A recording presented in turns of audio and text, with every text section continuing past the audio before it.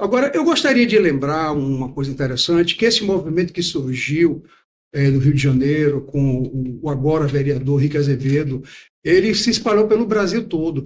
Inclusive, aqui na Bahia já existe o VAT, né? Ele também está organizado, tem coordenação e cresceu e ajudou a levantar essa bandeira em todo o país. Mas é bom a gente fazer justiça que já há um projeto na Câmara anterior ao projeto atual que foi assim apadrinhado, que foi levado para a Câmara pela deputada Érica Hilton. Né? Existe um projeto anterior, que, se eu não me engano, é de Reginaldo Lopes, do PT de Minas Gerais. Deputado do PT, que é de 2019. Então, esse projeto ele estava lá, dormitando lá há quase 6 anos, né? 7 anos.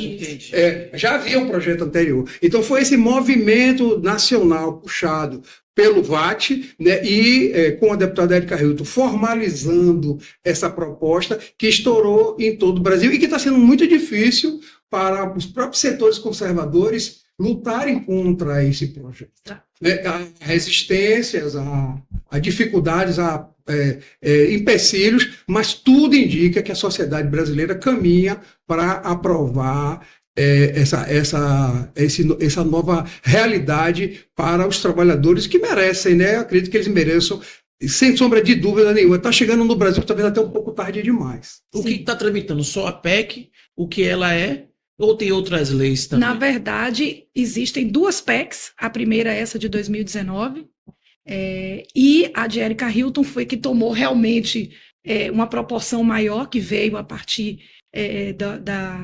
do desabafo aí do Rick, né? E, como lei ordinária, também foi encaminhado agora no dia 14, salvo engano, pelo presidente Lula, o projeto de lei para alterar a CLT, porque a CLT também tem a mesma previsão de carga horária da Constituição.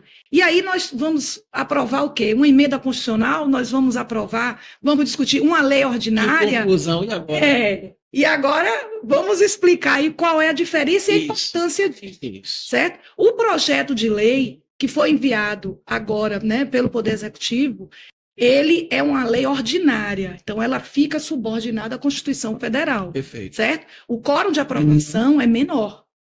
Precisa de menos votos para se aprovar uma mudança legislativa. O que eu chamo a atenção disso? A reforma trabalhista já tirou muitos direitos do trabalhador. A reforma de 2017, da era Temer. Isso. Essa reforma trabalhista ela foi arquitetada, não foi ali naquele momento. Já vinha e tirou muitos direitos do trabalhador. Claro que são assegurados aqueles que estão na Constituição que não podem mexer. Você não pode alterar, que chamam de cláusulas pétreas. Né? São aquelas que você não pode mudar nem por emenda constitucional. Os direitos sociais do trabalhador que estão previstos no artigo 7º e seguintes são considerados como cláusulas pétreas. Então, a gente só pode mudar para melhor. Para pior, não. Portanto, a gente não poderia fazer um projeto de emenda constitucional para aumentar a carga horária de 44 para 48. Não, porque se deixasse, com certeza os patrões iriam querer fazer. Não é? Mas a gente está hoje no século XXI, o mundo caminha para as reduções de jornada de trabalho. Existem vários países que adotam jornadas inferiores até 40 horas, até 36 ou menos. Tem país com jornada de 32 horas. Né? A gente precisa do descanso. Então, voltando aí para o direito constitucional, o projeto de lei que foi para a Câmara, porque é de origem do Executivo, ele começa pela Câmara. Em regime de urgência, o presidente Lula colocou esse regime de urgência, está previsto no artigo 62 da Constituição. Ele colocando o regime de urgência, tem 45 dias para a Câmara discutir. Se discutir e não votar dentro dos 45 dias, vai travar, inclusive, a pauta da Câmara. Tranca a pauta do... Isso. Vai para o Senado, mais 45 dias, depois mais 10 dias, cada uma das casas legislativas verificarem aí as emendas.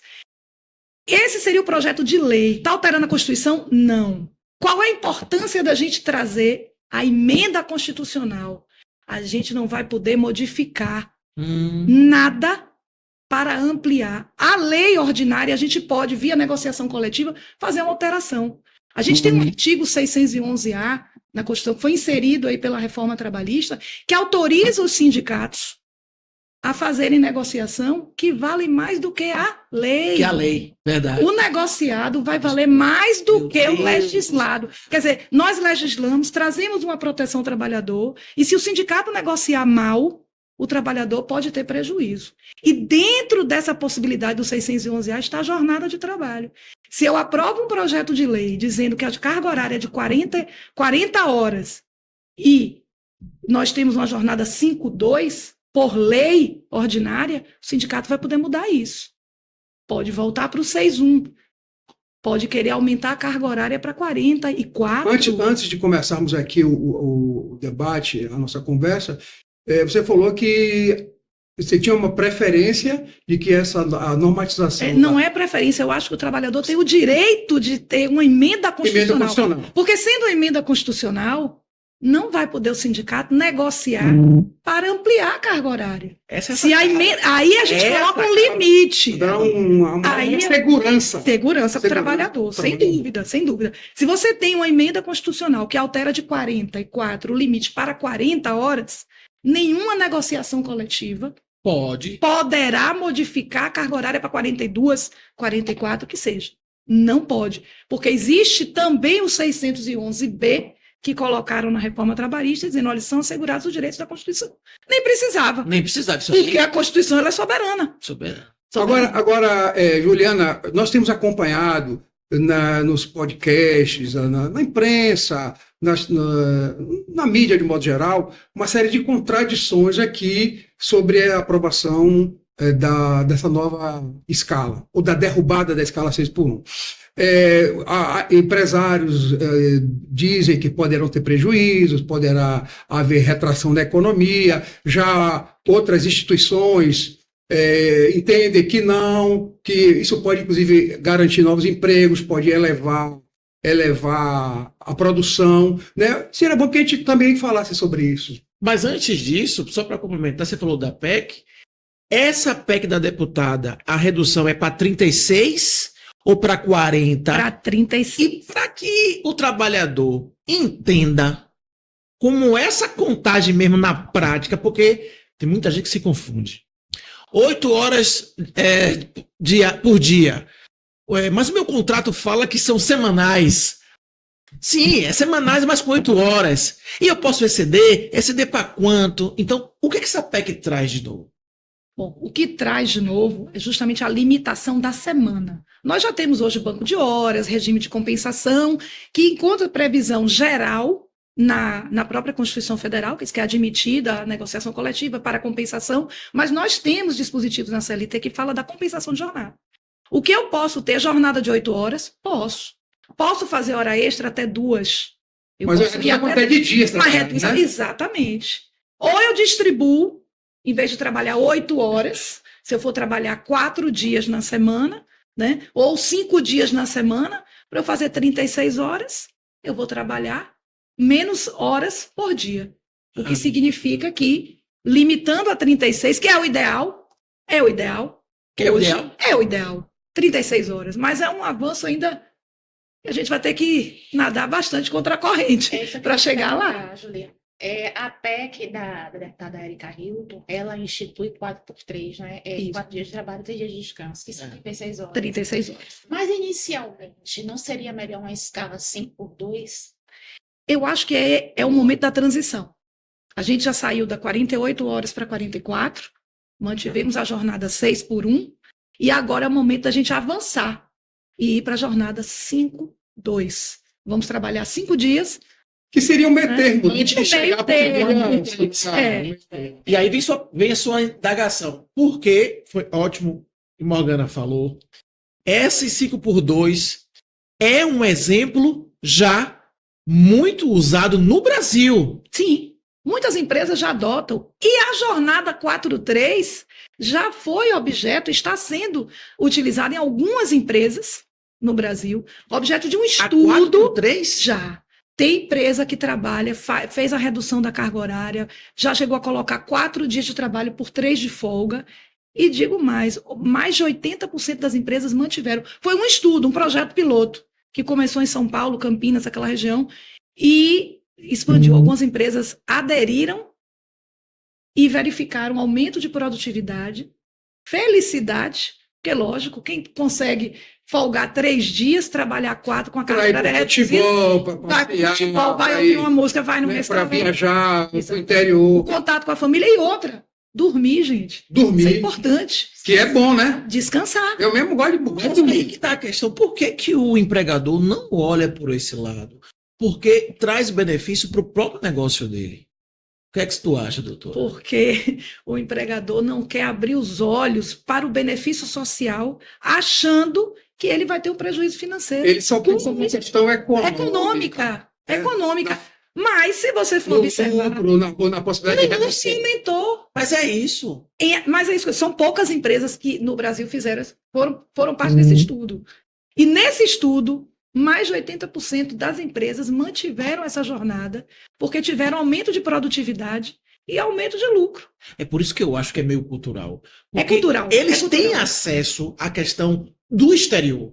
Reino Unido, Alemanha, Inglaterra, Estados Unidos, que fez assim, eu tive um retorno com a redução da escala, porque o trabalhador Tem que admitir. não quer admitir. Não quer. É cultural. Mas o exemplo tá Isso aí, talvez ele seja sabe. não tem ideológico também. Né? Não? Pode puxar um pouco para a ideologia, né? Sempre o empregador achar que o empregado tem que estar ali à disposição dele. Dele. Houve uma redução. O empregado não é a propriedade dele. Não, né? é. O negócio é a propriedade dele, mas o empregado não é. Trabalho não é provado que mercadoria, teve está lá redução. na Declaração Universal dos Direitos Humanos, Não né? é mercadoria. Não é mercadoria. Está E o tra- provado que teve redução de falta no trabalho com a redução de jornada de trabalho já? Para essas empresas, Sim. o resultado foi positivo. Olha. Ganhou produtividade, aumentou o lucro. Agora, essas empresas que tiveram essas experiências positivas, me parece que ainda não está sendo muito divulgado. Né? Acho que Não há interesse. as federações, as confederações da indústria, do comércio, da área de serviço, parece que não estão colocando isso de maneira Não. mais aberta, mais franca, democrática para a sociedade. como um E todo. tem que abrir os olhos, porque a Confederação Nacional da Indústria, acho que foi ontem, foi hoje, eu vi uma matéria falando sobre isso hoje, já entregou lá uma manifestação Contra. Sim. contra a redução, dizendo que vai aumentar custo, porque a carga da empresa é muito grande, a carga trabalhista. Então, Questiona ali, que ninguém reclama da carga tributária. Todo mundo só vai em cima do direito do trabalhador. Vamos ter que diminuir a FGTS. Porque é muito caro despedir um trabalhador. E a carga tributária? Por que é do trabalhador? Por que é o trabalhador que tem que ser penalizado? Por que ele tem que trabalhar porque nós mais? sabemos que a carga tributária do Brasil É enorme, isso, exatamente. né? Mas culpam Todas as sempre o áreas. trabalhador. Querem fazer Empresário? uma redução, na verdade, de uma vamos dizer assim, uma Desoneração, carga, desoneração desoneração da folha. Desoneração da Né? folha. Aí você diminui a alíquota, ou não recolhe o INSS, ou não paga alguma coisa, desoneração da folha. Aí eu vou provocar também o serviço público, tirando os que funcionam 24 horas, serviço de saúde. Funciona que dia da semana? Segunda a sexta. Segunda a sexta. Carga horária, 40 horas. Não, em alguns setores, 6 Sim, horas. alguns setores, 6 horas. 6 horas. Mas colocando a carga máxima, São, a depender 30, do carro, são 36 ou horas. 36, São 36 40, ou pode chegar a 40 horas, e acabou. E por que na iniciativa privada tem que ser diferente? Né? A gente precisa de igualdade. Essa provocação de Juliana é interessante, né? No serviço público você tem a carga horária reduzida já há muito tempo. Há muito tempo. Já foi 8 horas, depois se reduziu. Quem trabalha 6 horas, trabalha 30 horas na semana, de segunda a sexta. Né? Eu digo assim, no serviço público, que funciona de segunda a sexta. É óbvio que a gente está falando aqui. Tem o hospital, outros setores que precisam realmente. Área de segurança, área de saúde. onde você tem que trabalhar serviço noturno. Né? Aí tem situações extraordinárias. Quem vai decidir no Congresso, nós estamos falando de donos de empresa, empresários, quem mais? Pastores. Alguns representantes de Da trabalhadores, igreja. né, que temos lá pouco. Não, olha essa história engraçada. Quem veio do trabalhador e não se revestiu como empresário e é político lá? Tem, lembra? Tem uma presença muito pequena. Pequena. O Congresso, o nosso Congresso Nacional, ele representa não a sociedade brasileira. Há uma distorção nesse processo de representação. O Congresso Nacional Brasileiro representa o poder econômico. Né? Inclusive, recentemente saiu um card falando da quantidade de empresários de fazendeiros e de empresários fazendeiros. Eu me recordo, inclusive, meu pai foi constituinte, né? Eu sou filho do ex-deputado Mário Lima, e ele foi constituinte, e quando ele assumiu o mandato em 1987, se eu não me engano, depois até eu posso pesquisar isso e no outro programa falar, na constituinte não tinham 10 sindicalistas com mandato. Ora, nós temos mais no Brasil trabalhadores, servidores públicos, e servidores militares ou empresários. Então, o nosso Congresso Nacional, há muitos anos, efetivamente não representa a sociedade como um todo. E a gente vê aí, né, o que é que eles fazem lá, o que é que fazem lá há anos e anos e anos. Porque o processo eleitoral impera o poder econômico e as articulações políticas, e nós não temos um Congresso que represente efetivamente o povo. Então, por que vai passar? Por que? Eu não sei se vai passar. Eu acho que a pressão popular é ano eleitoral de alguns vai ajudar, né? E aí já fica a dica para os eleitores. Olhem os deputados que vocês já elegeram. Quem vai... Cobrem deles, né? Por favor, e quem liguem para ele, mande e-mail, Exatamente. cobre de todos os deputados e ameace. Se não votar na escala, olha lá, não tem voto esse ano em outubro, né? Em outubro. Tem que pressionar você que está nos assistindo, né? Trabalhador, de todos os setores, né? O pessoal da indústria, do comércio, de todos os setores, das pequenas empresas, das médias, das grandes, pessoal do agronegócio, todos os trabalhadores, pressione seus deputados a votar pelo fim da escala 6x1. Agora, isso é um clamor da classe trabalhadora. clamor. Não pode fugir disso. Quem votar contra, está contra o trabalhador. E o PQTV não vai deixar de estar presente nessa luta, né? É o nosso primeiro podcast e a gente não pode deixar de estar incorporado a essa luta pelo fim da escala 6x1, o apoio ao movimento VAT, aos trabalhadores, aos sindicatos, que vão, inclusive, fazer um grande movimento em todo o Brasil, no dia 1º de maio, e certamente contará com o apoio do nosso podcast e da nossa estrutura aqui para divulgar e para ajudar. A nossa reflexão também não é nem para uma questão de prejudicar o empregador. Não. Mas A intenção nunca foi essa. É bom dizer E isso. nunca foi prejudicar o trabalho. Pelo contrário, porque se também não tiver o empregador, Exatamente. trabalho É para que não haja o trabalhador. prejuízo dessa distinção. sim. A gente não está aqui para prejudicar o empregador, mas sim valorizar a qualidade do trabalhador e combater. Nós estamos falando da economista da Unicamp, quando ela fez essa pesquisa, ela foi no ponto da saúde mental e mais de que esse trabalhador vai movimentar o mercado e o financeiro, porque ele vai poder consumir. É preciso sem redução do salário, é preciso de ter tempo para que ele possa ser aquele cidadão que vai em outro setor Exatamente. circular. Vai para a área Monetário. de diversão, né? E Pra eu área de lazer, olhe bem, eu consigo 2 folgas, um sábado e um domingo, porque também não é obrigatoriamente folga sábado e domingo. O projeto fala em Sim. limitação. Fala nisso aí, doutora.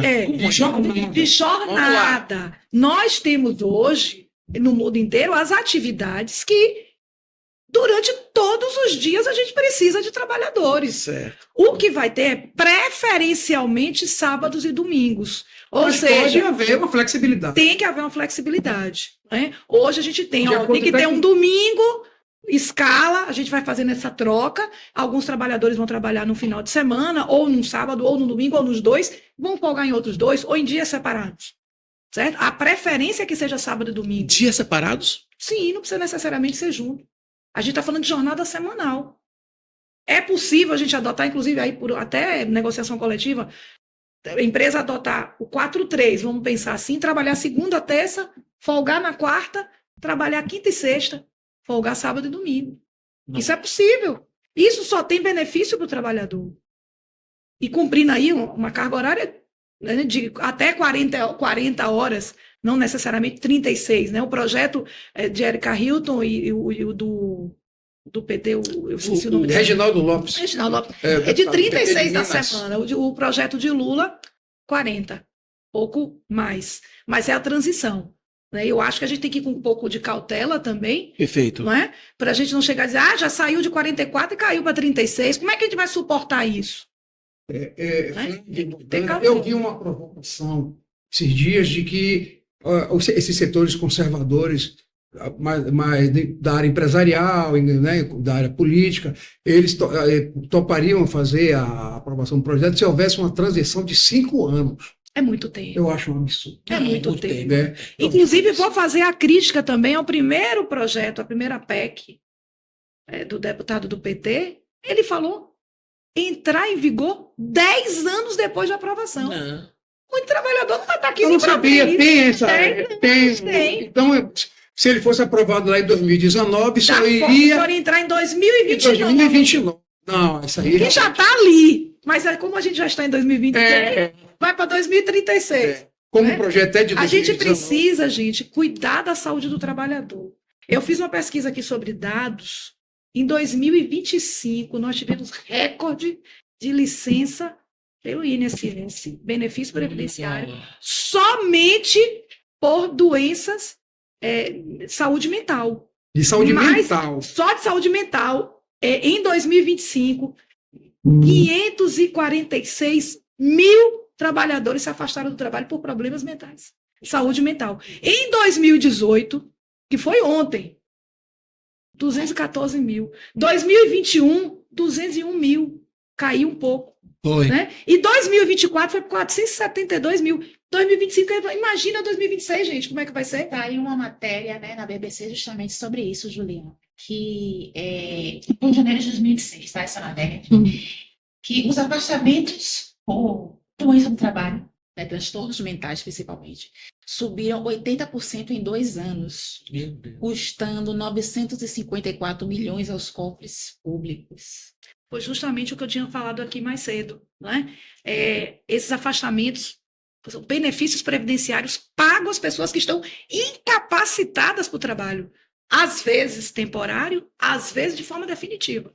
A informação ela tem que ser tratada dessa forma, porque eu ainda acredito na sociedade como um todo, apesar da disputa de classes, porque a gente tem que comunicar ao meio de produção que isso é benéfico para eles. Você está me falando aí de uma redução do trabalhador doente, da redução da falta no trabalho, mas parece que essa comunicação que nós estamos tendo no Brasil é uma coisa meio que idiocracia. E eu estou assustado, doutora. Muito assustado, porque é falar em benefício do trabalhador, o empresariado, não na sua grande maioria, lógico. Sim. Ele já não pode, não, vai ter custo, eu vou perder. E não. E o custo nem é dele. É de todos. É de Porque a todos. gente vai para o INSS, que custeia, o sistema do INSS é custeado por todo mundo, inclusive pelo próprio trabalhador, que contribui mensalmente com a contribuição previdenciária dele, descontada em folha. Então, existe o custo para todos, não é para o trabalhador. E outra, se a gente continua com a jornada dessa, Sim. né, burnout, como a gente já falou aqui, que é aquela síndrome do esgotamento total do trabalhador, físico e mental. Esgotamento. A pessoa não consegue, às vezes, nem sair da cama. Atestado. Aí a empresa, atestado. Olha o que gera. Aí já quebrou a produção daquele dia. No outro dia, olha outro lá doente. Outro atestado. Atestado de 5 dias, atestado de até 15 dias. Quem paga esse salário é o empregador. Ele só vai para o INSS a partir do 16º dia de afastamento. Isso aí Aí ele vai entrar com o pedido no INSS para um auxílio-doença ou auxílio-doença acidentário, porque muitas dessas síndromes, né, burnout e outras mentais, tem muitos trabalhadores com depressão. Mas depressão não é uma doença do trabalho? É sim. Ela pode ser desencadeada por conta do trabalho. Ela pode ter um processo... A razão principal é o ambiente de trabalho. Já tem as condições do trabalho. Mas às vezes você tem predisposição e nunca teve uma doença psicológica. Mas a carga horária não é só ela, é claro, mas ela contribui para isso. Existe o que a gente falou aqui do nexo de causalidade entre a jornada de trabalho, outros fatores e as doenças psicológicas. Inclusive, está entrando em vigor agora uma nova NR1, Sim, não é? Que trata da saúde mental do trabalhador. Teve um evento ontem. Sim. Né? Teve um evento falando exatamente dessa questão. Pois é. E agora o quê? Os riscos psicossociais. O empregador tem que estar prestando atenção nisso e tem que adotar medidas para evitar o adoecimento.